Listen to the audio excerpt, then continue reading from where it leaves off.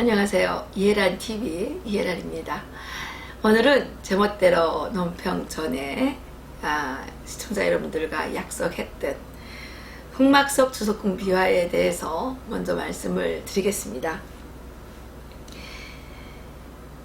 제가 북한에 있을 때 그 노동신문에 흑막석 청와대 비화라고 하는 그 글이 실리곤 했는데요. 참으로 많은 사람들의 관심거리였습니다.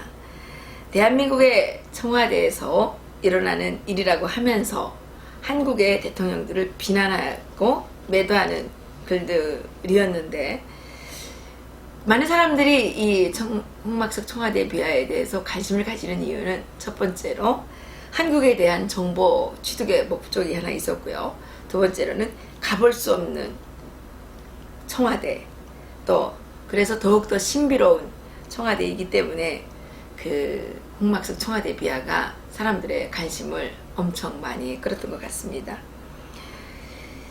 그러다가 제가 탈북을 해서 대한민국에 와서 처음에 가장 놀랐던 것은요, 대한민국의 대통령들은 너무나도 형편없는 사람들이라고 선전이 되고 있었고요. 또 너무나도 형편없는 대접을 받고 있었습니다. 그처럼 한심한 대통령들이 다스리는 나라는 신기하게도 북한보다 훨씬 풍요롭고 자유롭고 잘 살고 있었고요. 또 국민들을 위한 국가의 관리 운영이 북한보다는 훨씬 나아 보였습니다. 그러면서 제가 또 하나의 충격에 휩싸이게 된 것은 대한민국 국민들 중에 김일성 신화에 빠져있는 사람들이 너무 많다는 것과 함께 김일성이 가짜라는 거였습니다. 가짜 김일성. 도대체 어떻게 김일성이 가짜인가? 그리고 대한민국에서는 어떻게 적국의 주적이죠, 역적 김일성을 그렇게 신봉하게 되었는지 정말 그것이 알고 싶었습니다. 그리고 북한 주민들은 물론이고 대한민국 국민들도 김일성 신화에서 벗어나야만 대한민국이 바른 길을 갈 수가 있고, 통일 이후에 북한 주민들이 올바른 체제를 선택할 수 있으며 통일 한반도가 평화롭고 번영하는 위대한 강국으로 발전할 수 있다는 확신을 가지게 되었습니다. 그런데 마침 전 월간조선 편집장이셨던 김용삼 기자께서 수많은 작업을 통해서 김일성 신화의 진실이라는 두툼한 책을 내셨고, 몇 개월 전에는 조선족 출신의 김일성 연구자가 상당히 오랜 기간 동안 그 발로 뛰면서 여러 200여 명의 그 사람들을 인터뷰를 직접 해서 그 김일성 평전이라고 하는 책을 통해서 김일성의 숨겨진 비화들을 여러 가지로 증언했습니다. 제가 북한에서 교과서를 통해서 배웠던 조작된 김일성과 김용삼 기자와 유순옥 작가가 밝히는 김일성 사이에는 엄청난 차이들이 있었습니다. 그래서 만들어진 김일성 우상을 밝혀내고자 하는 것이 흑막석 청와대가 아니라 흑막석 주석궁 비하의 목표입니다. 우선 김일성이 진짜인지 이것부터 이야기하려고 하는데요. 출생 당시 김일성의 이름은 김성주였습니다. 이번 시간에는 김성주의 출생의 진실부터 이야기해 보려고 하는데요. 김일성으로 알려진 김성주가 출생하기 직전인 1910년 일본은 조선을 병합했고요. 그래서 조선이 일제의 식민지로 전락했죠. 1911년 중국에서는 선문이 이끄는 민족주의자들에 의해서 중국 대륙을 지배했던 누르하치의 청왕조가 멸망하게 되죠.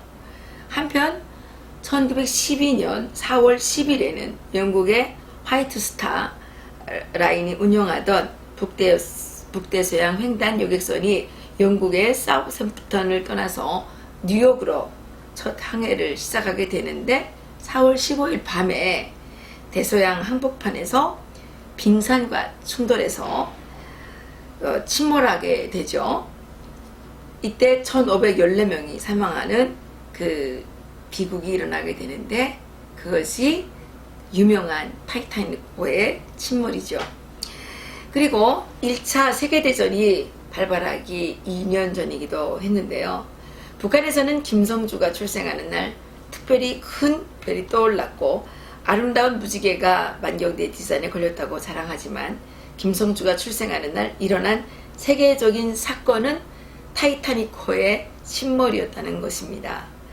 북한에서는 북한 주민들에게 김성주의 아버지 김영직과 어머니 강반석이 기독교인이었다는 데 대해서 전혀 알려주지 않았지만 실제로 김영직과 강반석은 당시에 기독교인이었고 김영직은 1897년 10월 10일 미국의 북장로교 선교사였던 베어드 박사가 설립했던 평양 숭실중학교의 학생이었습니다. 그리고 강반석은 김성주의 어머니 강반석은 평안남도 칠골교회에서 베드로 다시 말해서 반석이죠 라는 이름으로 세례명을 받았던 기독교인이었고요. 강반석의 본명은 원래 강신희였는데 북한에는 전혀 알려지지 않은 이름입니다. 그 미국의 침례교 목사인 빌리 그레이엄 목사는 자신의 장인인 넬슨 벨이 100년 전에 우려 선교사로 조선에 나갔었고 평양에서 강돈욱, 강진석 부자와 친하게 지냈다고 회고하면서 이때 칠골교회에서 열심히 봉사하고 있던 강돈욱의 둘째 딸 강신희의 이름을 강반석으로 바꿔줬던 사람이 바로 넬슨 벨이라고 하는 빌리 그레이엄 목사님의 장인이었다고 합니다. 빌리 그레이엄 목사는 1992년과 1994년 두 차례에 걸쳐서 평양을 방문한 적이 있는데요. 김일성 종합대학에서 강의를 하는 행운을 누렸습니다. 이것은 아마도 김일성가죠. 김일성의 외가였던 그 강반석과 관련이 있어서 그렇게 된 것으로 추정이 됩니다.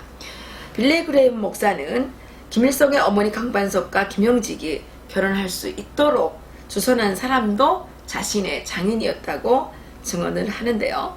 김영직이 살았던 동네에도 교회가 있었는데 나의 장인이 자주 그리러 가서 설교를 했다. 김영직이 이 교회에 나갔는데 그는 밑으로 동생이 5이나 있었고 집안 살림은 째지게 가난했지만 교회에 나와 열심히 기도하고 봉사하는 사람이었다. 후에는 또 숭실중학교에도 들어갔는데 나의 장인이 강돈욱에게 그를 사위로 삼았으면 좋겠다고 소개해서 금방 헌사가 성사되었다고 말한 적이 있다고 합니다. 김성주의 외할아버지이자 강반석의 아버지인 강돈욱은 칠골 하리교회의 장로가 되었고요. 나중에는 창덕학교를 세워서 강서지방에서 크게 이름을 알리는 교육자가 되었기 때문에 동아일보 1927년 7월 4일자에 그를 소개하는 기사가 사진과 함께 실릴 정도였다고 합니다. 북한의 그 김일성을 찬양하는 혁명역사 교과서에는 김일성의 외할아버지인 강돈욱이 창덕학교를 세웠다는 이야기가 나오고 있습니다. 그래서 김영직은 초다들 김성주의 이름을 장인 강돈욱에게 부탁을 하였는데 강돈욱은 장차 나라의 기둥이 되라는 뜻으로 이를 성자 기둥주자를 써서 김성주라는 이름을 지어주었다고 하네요.